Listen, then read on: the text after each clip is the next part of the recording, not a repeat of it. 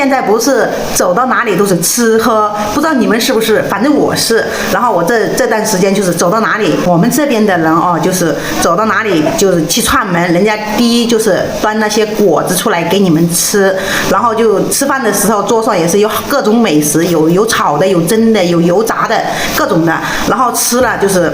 喉咙就受不了，比如上火的那个果子是干的，然后菜的油炸的也是会上火的，然后喉咙就受不了，还有那个嘴里面口腔溃疡，就是各种问题都会出来还有就是平时不怎么说话的，但是现在就是走亲戚串门，就是你不说话也不行啊，是不是？就很多话，然后说了喉咙就干燥，还有就是不舒服或者是痒咳嗽之类的，然后就用这个拿来做来吃，连续吃个几次，喉咙就立马会见效，好的很快的。今天我就做给大家看，把这个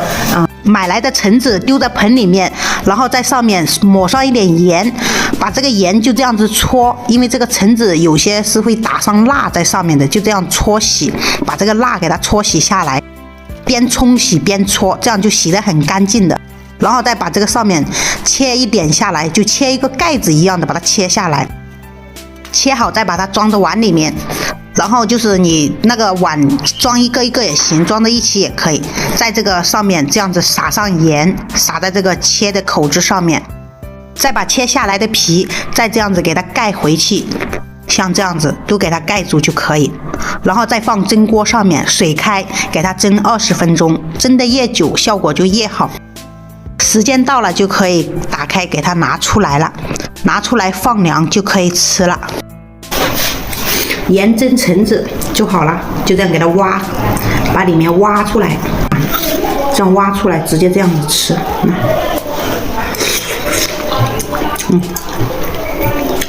这样做出来的橙子嗓子疼，吃了效果会改善很多很多。如果你连续吃个几天的话，比如你咳嗽的话就不会那么老是咳嗽，慢慢的就会改善。这一个土方法，这样大人小孩都可以吃的这种做法。然后我是做了2个，这个我自己吃，这个等一下给我宝宝吃，因为现在走到哪里都是吃零食，尤其是小孩子喜欢吃糖果什么干的，吃了然后就会咳嗽，就嗓子有点不舒服，然后就蒸一点这个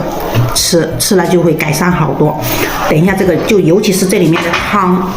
这里面的汤等一下就直接这样子喝，这个汤效果是最好的。这个汤很简单，是不是？如果有这种症状的也可以这样子做哟，做起来